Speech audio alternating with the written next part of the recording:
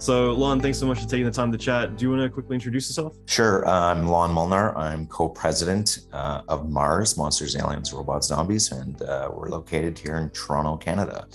I thought just initially it might be interesting just knowing that last time we spoke, I think was end of 2019, and some things have happened since then, mainly the pandemic. I figured it might be something to talk a little bit about just in terms of what it was like going through that period. Obviously, there's a lot of tragedy that happened throughout the pandemic, but specifically around Mars, like for you guys knowing that filming was shut down for a period of time, what was it like for you guys going through that time? Was it a bit scary, concerning, or did things stay relatively streamlined? Well, I mean, I think, whenever you're in a position where you can't kind of help predict and prepare for future, it's always a little scary, what's going to happen. It's almost like a trauma victim in that way, where it was like that day to day. There were a few silver linings, one of them being, I think the VFX industry as a whole has kind of solved work-life balance, which has always been the holy grail, I'd say, of any artist in the industry who has relationships outside of industry and trying to convince the significant other that, no, life will be better, I promise. This allowed you to do that and allowed you to spend more time with your family and maybe, bring them to school in the morning or have breakfast with them or lunch or whatnot. So that was a silver lining through all of it, which is, I'd say, the big silver lining, and much gratitude for that. But, trying to prepare for it, we had very little notice. We basically were given about a 36-hour notice from the Premier of Ontario that we had to be out of office and work from home if we were to survive as a company. So very rapidly, that's exactly what we did, which was interesting, to say the least. I guess I can get into a little bit more. So it's essentially everybody's on remote. Everybody's wondering what's going to happen. Will there ever be a return to the office? If so, what's it going to look like? For us, we were also just getting ready to renovate a new facility and move into a new facility. So we signed a lease. We were in that area where, what's this facility going to look like? Fortunately, we had the foresight, without knowing that a pandemic would be the actual thing that was going to take place, to put a lot more network drops in. So I think we had a couple network drops at every station, and that allowed us to scale. And that was the other thing through the pandemic is, there were a lot of businesses that were hit hard and, had to close. And we were very fortunate and very grateful to be in an industry that just exploded. So we went from about 80 people at the beginning of the pandemic to almost 300 throughout it. So, and, more than half our lifetime as a business was remote.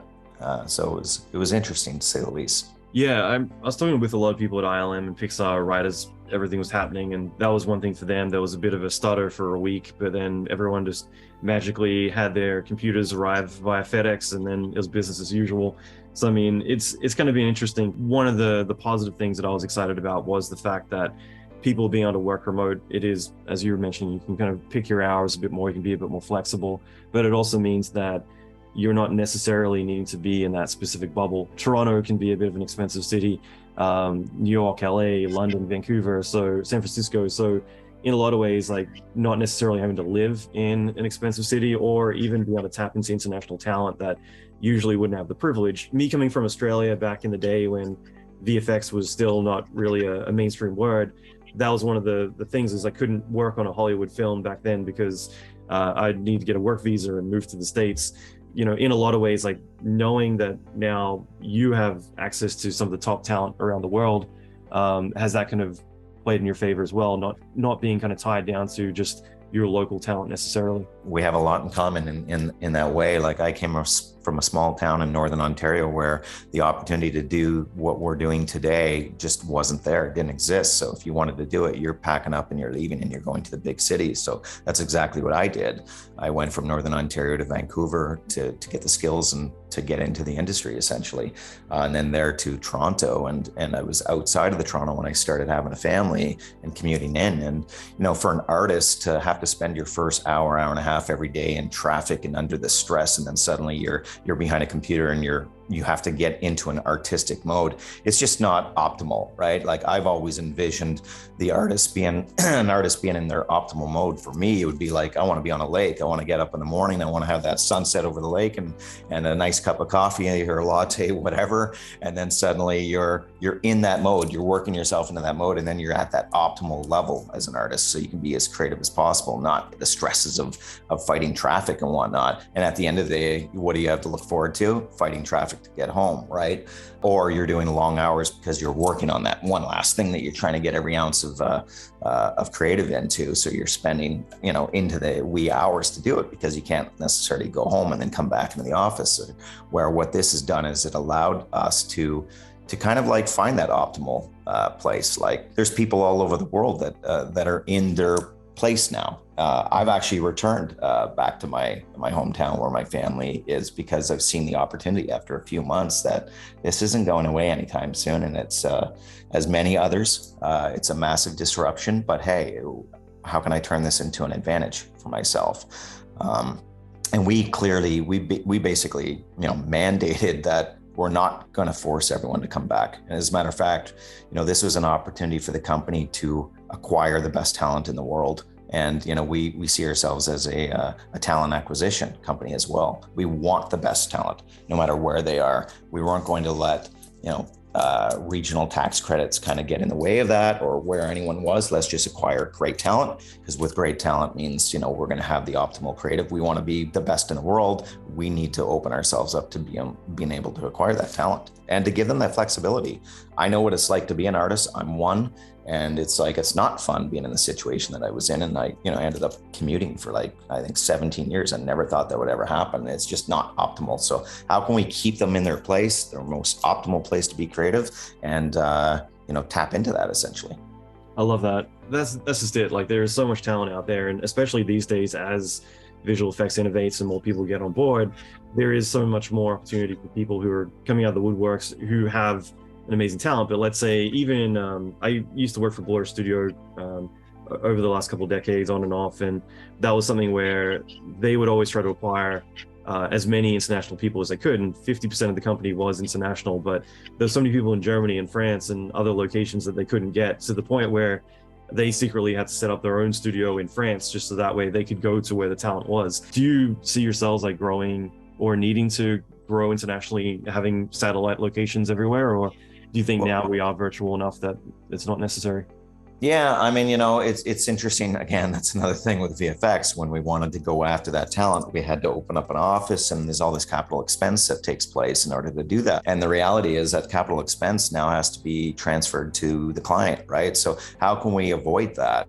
Because I don't know if that's the responsible thing to do. But you don't know what the other options are. Now this has given us options where I don't think you have to do that, right? You don't have to put a facility in here, this location or that location. There's other ways to do it. If you look at it, I'm sure every VFX company right now is an international company, quote unquote. We're tapping into that talent all over the world. So when I see all these announcements, we're opening an office in this city, in that city, in this city, it's like, well, why? Right? It's like, yeah. I mean, to be honest with you, it's like we can, that's not difficult. That we've got a whole bunch of talent that are on the East Coast, on the West Coast, in Montreal, in Israel, and Russia. They're all over the world, right? You can really say you have offices all over, but I mean, there's no real reason to why pass on that capital expense to the client. Let's just be as responsible as possible. At least this is our take, and try to be optimal with how we're going to move forward. I've also seen it kind of backfire too, because I mean, I think most of my career I've really always been intrigued by the business side as much as the art side, and so I've always been very observant of what certain companies are doing or how they're functioning, pipelines as well. But there has been certain visual effects studios who, at least let's say 10 years ago, were aggressively trying to open up as many locations as they could and chase as many tax incentives as they could. And it was interesting to see them start to have to roll back like 50% of their new openings, just because after a while there's just insane overhead and they're not really making as much profit as they are making a loss. So I mean, in a lot of ways, like, you want to tap into that talent, but you don't necessarily need to have the overhead that comes with getting an office and set everything up. And yeah, just after a while it becomes pretty taxing.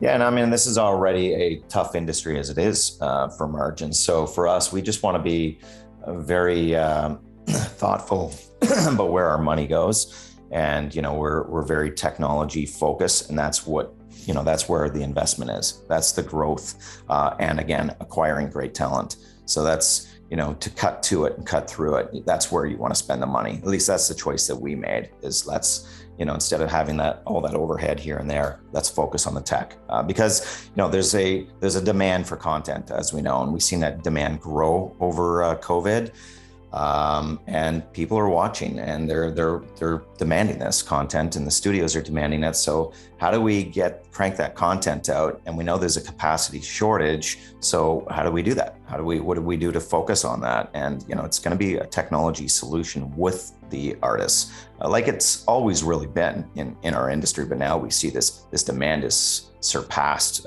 capacity by far. So let's focus on that. That's always been our focus. Let's just keep really focused on that, not be distracted from that. And something I was really excited about too, that you're just bringing up about technology, knowing that basically the way that you founded your company was the intent to really leverage technology, AI, and other innovating technologies that are coming out.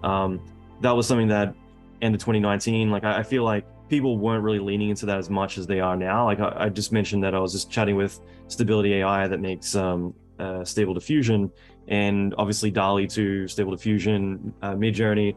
Everyone is now in the last 8 weeks, and it's crazy to think it was only 8 weeks ago that this became such a big thing, but it's exploding at such a rapid pace. I had to give a talk with Google and NVIDIA. I was on a panel talking about AI, so I made sure to point out to everyone I'm the dumbest person in the room, but I had to really learn a lot more about AI than I did at the time. This is about a year ago, just because of the medium that I was doing it on. But it's really been exponentially just growing so fast in the past couple of months alone. But for you guys to be there at the beginning, not the beginning, but the beginning in terms of not many people were leveraging it for visual effects. What's it been like in the last couple of years, leaning into that more and more, and also now to seeing everyone else starting to say, oh yeah, deep fakes are a way that, we're not putting as many man hours into doing head replacements and things like that, or over here, let's lean into this to automate some of our options. Like, what's that been like for you?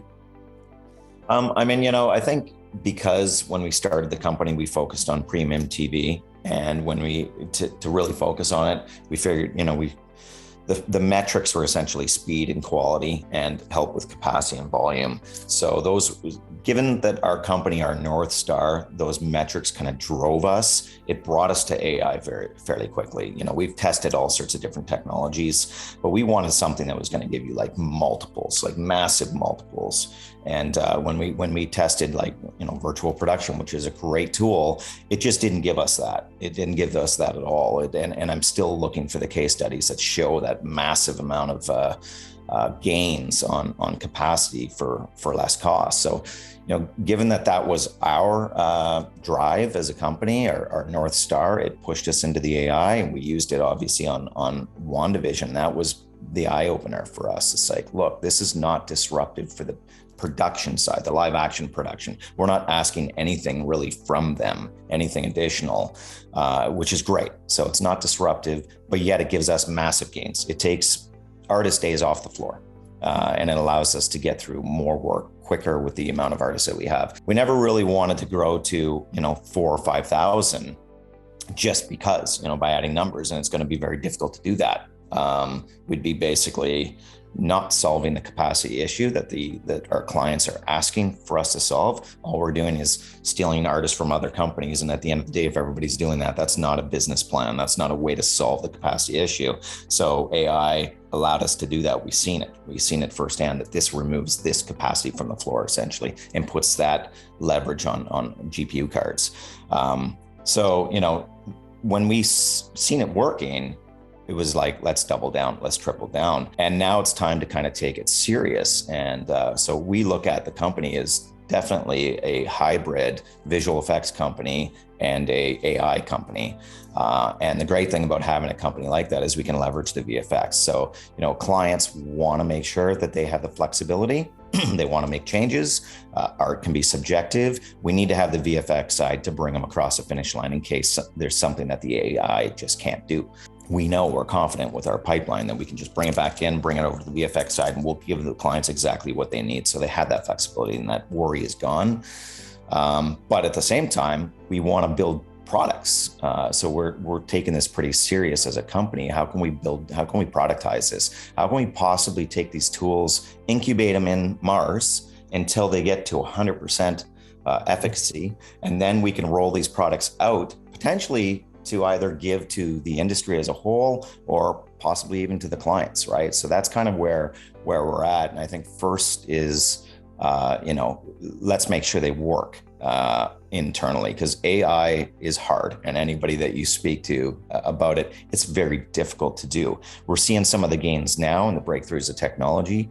I'm happy we began and we decided to make this kind of a main thing for our company initially. We got a little lucky there, and it's paid dividends, but now we're getting ready products are starting to roll. We have a roadmap. We have a couple products in-house. We'll probably launch our first product by the end of the year. And we'll know what that looks like probably in the next 30 days as far as, is this going into the hands of production, or is it going to go into the hands of other VFX companies? Just kind of rolling back to the beginning, when you're first launching the company and kind of looking at areas you can leverage, was there any specific solutions that kind of stood out of like, hey, let's lean into this area as a possible area, whether it is like, let's say, automatic green screen cleanup and garbage mats, or whether it is face tracking, camera tracking, things like that? Like, what were the things that you were looking for that might have been a good solution to tackle first? I mean, it's interesting because it is a buffet, right? It's like, where do you want to go? Because we started off on WandaVision with face and basically face tracking. That's kind of where we sort of continued. And I think it makes sense as a company to be really laser focused on this niche and to start innovating and to try and take advantage of that innovation to compound for the next product and the next product and just become really excellent at that.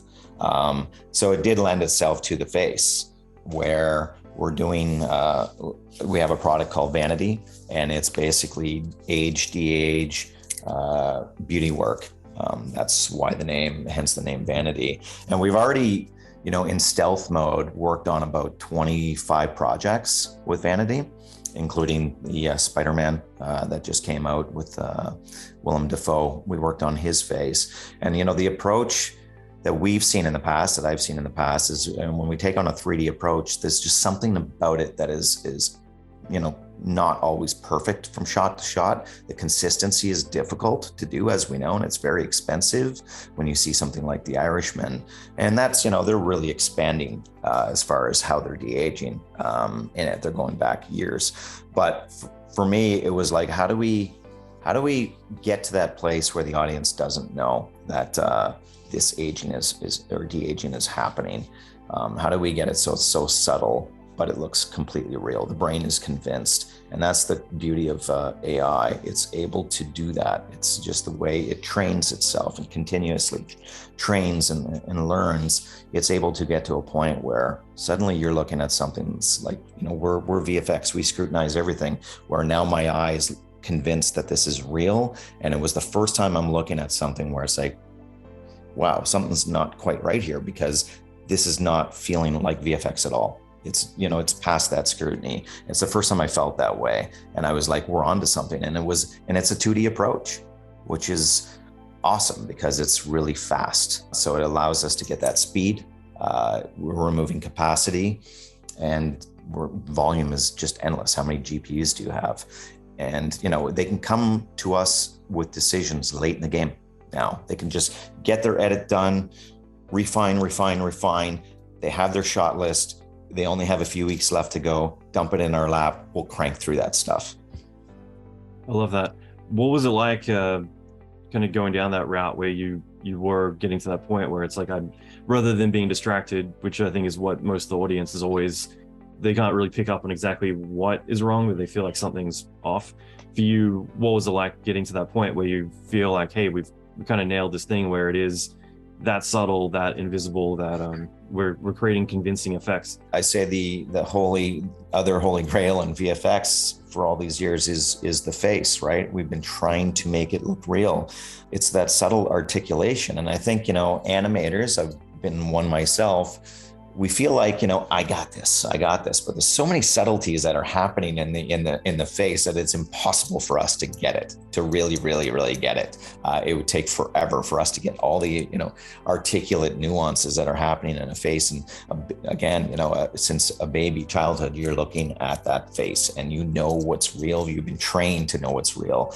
And AI, I think I was just blown away by the first time I've seen it working.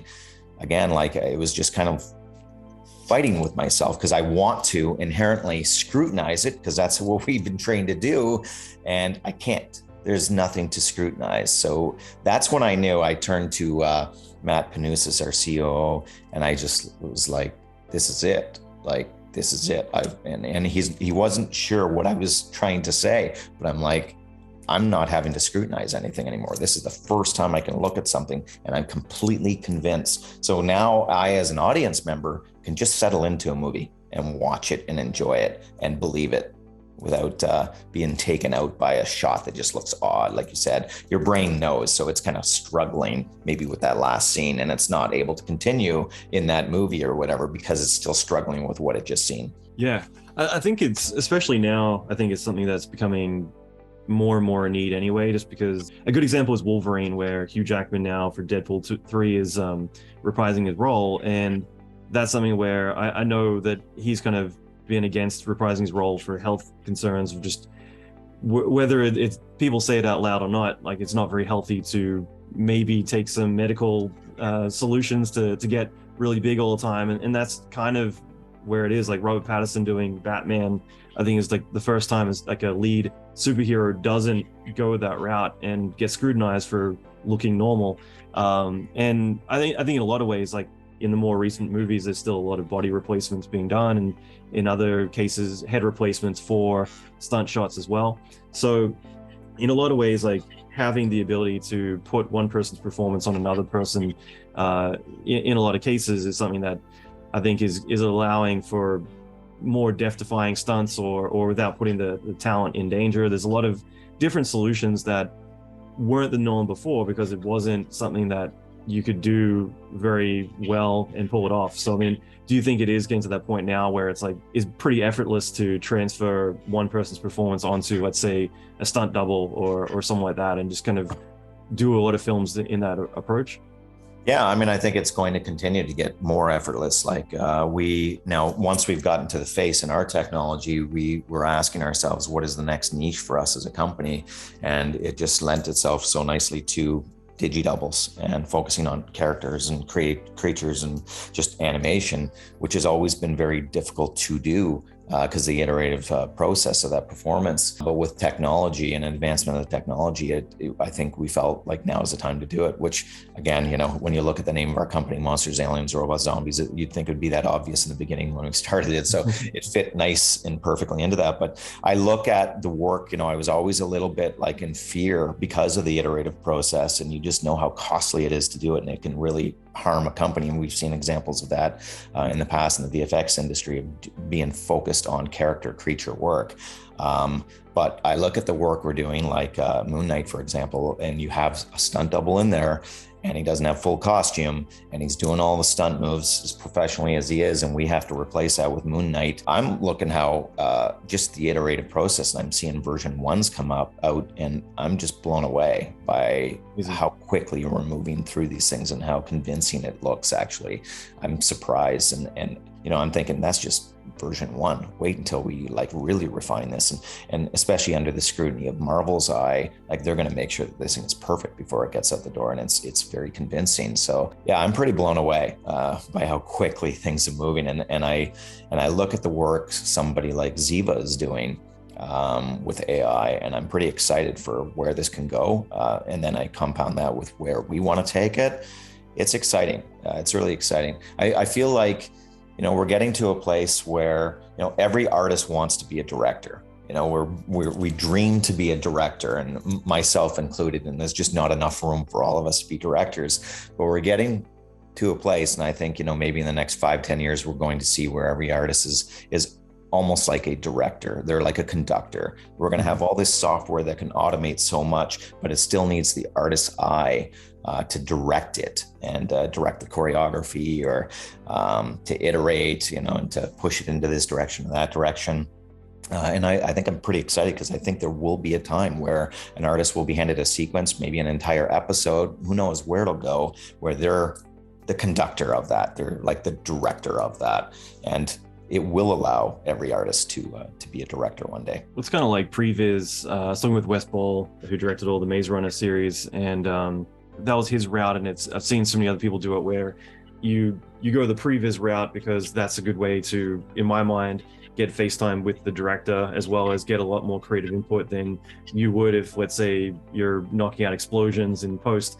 In a lot of ways, it's a chance to be a lot more creative, and in a lot of ways, like this is a chance to be able to have some creative input. I was talking with Meets Meyer, who is an artist who's like really embracing AI at the moment for a lot of what he's doing, and that's something that, at least with, like, let's say, Stable Diffusion and DALL-E, which is more image based, but he's leveraging a lot of these tools. His perspective is that it allows the artist to be an art director, rather than, because I feel like a lot of people feel threatened that like AI is taking our jobs away or something. And back in '95, whenever I create a piece of artwork, someone would tell me, well, the computer did that, you didn't do it. And so there's always been this kind of fight where I didn't see, when global illumination became a thing, that, well, lighting people are out of a job. I've never hired someone to click GI on and walk away. Like, all these are just tools to make us more intuitive in what we're doing. And I think, if anything, like, it is a chance to be able to have ultra intuitive tools to be able to get our intent across a lot easier without a huge pain threshold. I agree with all that. I have so many thoughts. I mean, when you think about what we do, it's just another craft, right? I mean, so many artists do different things. And I think that I have an appreciation when you see a sculpt, or even a wood sculpt, or a piece of furniture, or anything that you look at, somebody designed that. Some artist was behind that, and that was the path that they took. And any one of us could have possibly went down that path. And you look at what we do, and I never thought of it until actually this past weekend, where it's like, what do you have to show for your art, right? Ours is a digital image. Like, it's not like it's in a frame in a museum, and it's like, sure, it's forever, I guess, internalized into a film, but how do you put your name on that? Whereas somebody who's built a craft, it could be like as simple as a bracelet, right? Like, it's, the proper colors and whatever they put in that bracelet, it looks great compared to, one that looks weak. It's like, wow, there's a lot of thought that was put into that. And there's a showpiece right there to show at the end of it. Where for us, it's like, what is there to show? It's kind of like, but there, I think we have to just step back, and it's like, actually, we are creating some amazing art, and it takes a great eye to do it. It's just, that's the direction we took, whereas a musician took a different direction. They wrote a song and everybody heard that song on the radio, et cetera, et cetera. We can't maybe feel it and touch it with our hands the way that you can with a sculpture, or, like I said, a piece of furniture, but it's still art. It's still there. And I think it will be appreciated. It's kind of hard to understand while we're in it, I think, but I think it will be appreciated over time. And you might be able to feel it or touch it, but not to sound too goofy, but in a lot of ways you are making other people feel it. You know what I mean? And that's part of it. And that's filmmaking, whether it's TV or traditional feature film. It's all those things, like music and scoring films, Foley, so that way you really feel the punch when you hear it. All of these things that it combines together to create something that people get to feel and kind of think on, and in some ways impact their lives as well. Other times entertain. So it serves its purpose, and it's one that can inspire other people to go off and do their own thing. Like, how many movies have been inspired by aliens, or Star Wars, or so many other films that were in a way an art piece. Yeah, no, absolutely. And just kind of like touching on the ML technology, like you look at Midjourney and whatnot, we have a art director in house, and I watch his process, and it's unbelievable. I mean, how quickly he gets through the ideation process now. and basically is doing the same thing that we've always done a photographer would do, is he's creating this contact sheet out of images that have been automated. But, is there an art behind that? Absolutely. I watch the way he goes from text to image, and some of his text reads like a script. And when I've seen the refinement of his text and the end result of the text and what the image does, or what image comes out of that text, I'm like, you're storytelling. Like, this takes me back to the director again. Like, you're being a writer to get your art, no different than somebody who's writing and actually visualizing what it's going to look like. This is what they're doing. And then there's creative in that writing. So we shouldn't take that out of it as well. It's like, we can't just look at it as a tool that's just automating and the art isn't there. It's like, wait a second, there's creativity in the writing. Just like there is for a writer, any writer. So let's not take that away from them. They're being very intuitive with what words they're specifically choosing to get those images out of it. And then they're taking the images and they're being very careful about what they're going to select, what pieces they're going to use. And then they're doing their paint overs and building the final concept. And now they're doing it in a half a day rather than a week. So they're banging out all sorts of art so quickly. You put a director in the room with them and watch the damage that they can do in such a short amount of time, which means the iteration process is going to happen. There's going to be a lot more iterations. We're just going to get that much better creative in the same amount of time out of them, which I just love it. I love that, the opportunities that we're going to see in the future. I'm just curious, like for you, is there any technology or things like that you've kept your eye on or you've been impressed by, just kind of seeing what's happening around you, not necessarily in-house, but just in the world at the moment? Because again, like it's really been in the last 2 years and in some ways in the last 2 months that things have really kind of blown up. So is there anything that's kind of caught your eye or your attention as to where it's all heading? I mean, I think some of them I've already mentioned that have really, obviously stuck with me. And again, Mid-Journey, DALL-E, where this is going, and you're looking at some of the new text to animation. Every day we're seeing these things, right? When I've seen some of the text animation, again, they're not productized. And that was always our problem is, yes, deepfake exists, but that's 256 by 256 in a basement. And how do you now actually make that, past the scrutiny of what we have in our industry, which is it's got to be 4K or 8K resolution. It's got to take into account artifacting like motion blur. It's got to have the proper bit depth, et cetera, et cetera, et cetera. So it has to have that level to it. So that is always, those foundational principles is really what we've been working on. So when we see this technology that's released, like you mentioned, it's like, great, it'll work for that. We know where it'll go, but it's not there yet. And how do we actually use that? How do we turn that into a product that we can actually use in a visual effects pipeline? Because that's difficult, very difficult to do. I was chatting with Doug Roble. He did a TED talk actually on I guess using neural networks for performance capture a few years ago, but up until recently, he was the oldest employee at Digital Domain and headed up all their machine learning stuff, so doing Marionette, which was all their facial performance capture that they'd have inside a Nuke. And he just left to go to Meta not too long ago. But one thing he was telling me that I thought was really fascinating was his whole thought process on animators not usually using keyframes from traditional animation. Couple of years from now, it'll all be having a cell phone, just doing your facial performance into that. And then in a lot of ways, kind of like piggybacking on what you had mentioned before, it's kind of a chance to perhaps art direct or change some of the nuances of someone's performance that when someone gives their performance and then suddenly you get studio notes saying, change their performance. This is a chance for the animators to kind of have their input saying, that was my lip curl and my facial expression and all these things that I'm ingesting into the character as well. Going back to Gollum on Lord of the Rings, that was one of the key things back then. A lot of my animator friends were always saying is like everyone had their own individual morph targets and all their own setups were always set up around that too. So no one was sharing morph targets with the intent that every shot would be different, every sequence would be different as well. And it is one of those things that in a lot of ways, the artist is still always doing the final touch on whatever has been captured before. So it's a chance to kind of give that input. Also, when you think about, like, let's say we get to that place, like you mentioned, where it's automated performance, or we're able to perform looking at your cell phone and suddenly it appears. Well, even that performance, it's there's performance art for a reason, right? It's like that's acting. And just going back to the days of animation, I'm sure you've seen it. I've seen it where you're sitting in a room and an animator gets up from their desk and they just start performing an animation. They may be, shooting themselves with a video or whatever to use that as reference, but they're performing and they're trying to replicate that performance in the computer. So that is still part of the art of it. Like, how do you act? How do you have a proper silhouette, et cetera, et cetera? All those foundational, those principles are still going to be there.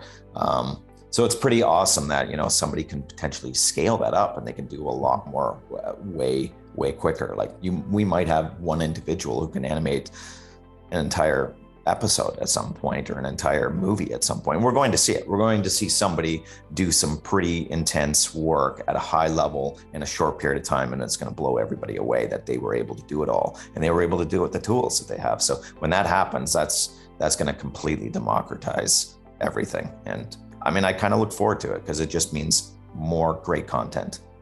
Absolutely. To touch on a few of the more recent projects you guys have done, you mentioned WandaVision before. Was that the primary work that you guys were doing, was the facial replacement? Yeah, I mean, doing that for Vision. And, that lent itself to, again, kind of giving us, making us feel good that we can do at that level and convincingly. Then, we did Watchmen as well around the same time. There was a little bit of overlap. And since then, Moon Knight, Miss Marvel, we're working on the new Ant-Man right now. And again, it's a lot of character stuff.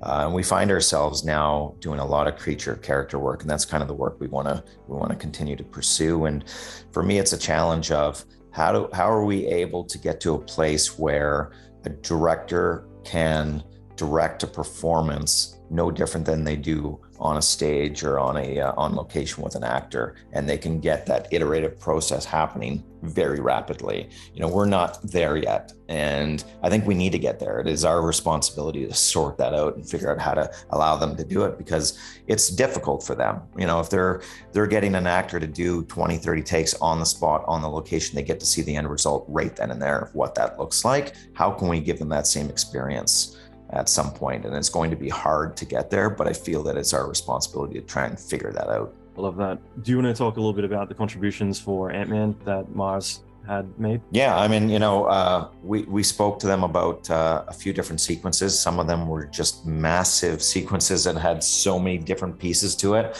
And we're just trying to be very careful about how much we want to take. We know we're not that size of a company yet, and it'll just kind of bury us. We don't want to do that. So we're being very careful and responsible about what chunks we want to take of something.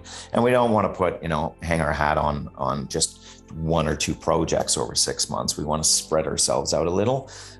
So we got a nice little meaty sequence. I probably can't get into too much of what the sequence is about, but it's some fun choreography, some action sequence. I'm watching a lot of the takes of what we're doing, and I just pinch myself. I'm like, I can't believe we're doing it, but we're going to be doing, shrinking and growing, good fight choreography, and adding some creative to it, given the fact that they do shrink and grow, and watching how they're probably incorporating that into fight sequences more. I think there's been a lot more thought about how to bring creative ideas and with those abilities to, how you can take out your opponent. It's actually some pretty smart approaches. I'm loving it, and I can't wait for the audience to see it. That's really cool. And I'm curious too, like, how important is it to niche down, and not only just for this, as you mentioned with Ant-Man, in terms of scope, because obviously if it's matte painting over here, a big giant galaxy over here, then photoreal characters, and then water simulations, obviously you're spreading yourself quite thin and having to have a lot of experts all tied to one shot, but also just for reputation as well, and focus in terms of really getting to nail that expertise. Like, how important for you guys is it to really lean into like certain aspects and go vertical? Yeah, I mean, when you're looking at sequences, you're being very careful about what is kind of the lead piece in it. And does that fit in with the criteria of what our focus is? So if I'm seeing a sequence and I see a CG character, but there's this massive explosion and planets and whatnot happening in the background, and that kind of becomes the main point of the shot, let's say, or a lot of the weighting of the shot leans heavily on that. to me, or even the sequence, that's not where we want to go because that's not our focus. So I don't want to just pull ourselves in that direction. I'd rather, what is our focus? It's creature character. What are the peripherals? Because we are going to face those peripherals, as you say, like they're going to be in a digital environment and they may not want to pass this off to another company. They want us to do a start to end on that. So we'll try to minimize what that location is, knowing that we have the talent to be able to handle it, but we don't want to bloat that so large that that suddenly becomes the focus for the company. It's like the character is the focus, the acting is the focus, so the animation is the primary focus. It's just the peripherals might have a little bit of effects, a little bit of environment. We need to make sure we're geared up for those areas as well to complete the shot, but the character needs to be central for the sequence. One other thing just came out today, I believe, Guillermo del Toro's Cabinet of Curiosities. Do you want to talk a little bit about the contributions you guys made to that show? Yeah, I mean, we have pretty much a full episode, so a full story. And that was another one where, when we kind of went out there and announced, hey, we are going to focus on creature and character work, the floodgates kind of opened up on us, and we were like, whoa, okay, I guess we've done a good job in the past to gain the trust of clients. They just suddenly were, hey, how about this? Are you interested? And that, there's a really cool creature, very complex, that we were able to tackle on that. I mean, I'm really happy with the end result. It's integrated beautifully. It kind of allows us to go into another area that's not, I guess, human, in form, and look wise, and some of the minor effects or the grooming and things like that exist. I find we hit it, we hit it out very, very well. And it's a great sequence. It's a great episode. So without giving too much away, we're really proud of that work. And I think it allows us to kind of showcase what we can do in a creature aspect.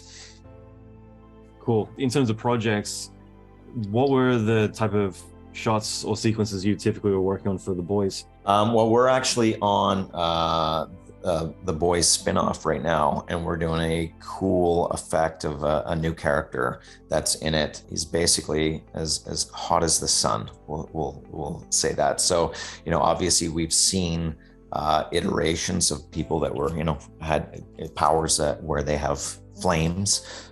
This has kind of taken things to another level, which is very interesting.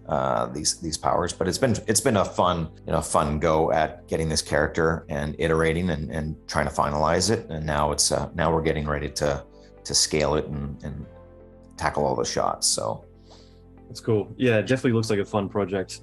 Just in general, a lot of the theme. The last thing I'll mention is that you guys got you're a finalist in the Timmy Awards for Best Tech Startup for this year, so congratulations on that.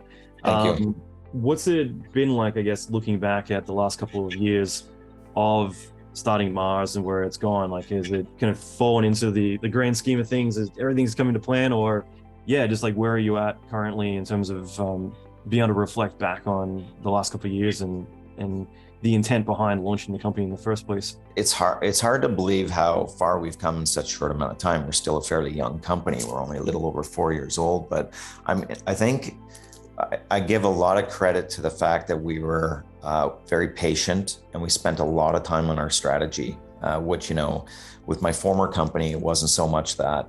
And I think it's very important to do that, because once you have your strategy and you have your guiding principles, it's much easier to make proper decisions and pivot. We knew we were going to focus on technology to scale us, and we wanted to take a real concerted effort to do that. So we put a lot of that investment in there. It led us to, bringing people on like our chief scientist out of Tel Aviv, Danny Cohen-Orr, who's just very reputable, and initially our engineers were studying his white papers. So the fact that there was an opportunity to bring somebody like him in to oversee that side of the company was just phenomenal. It was a great move for us, and it allows us to kind of look at the research and avoid the pitfalls fairly rapidly and move rapidly through products.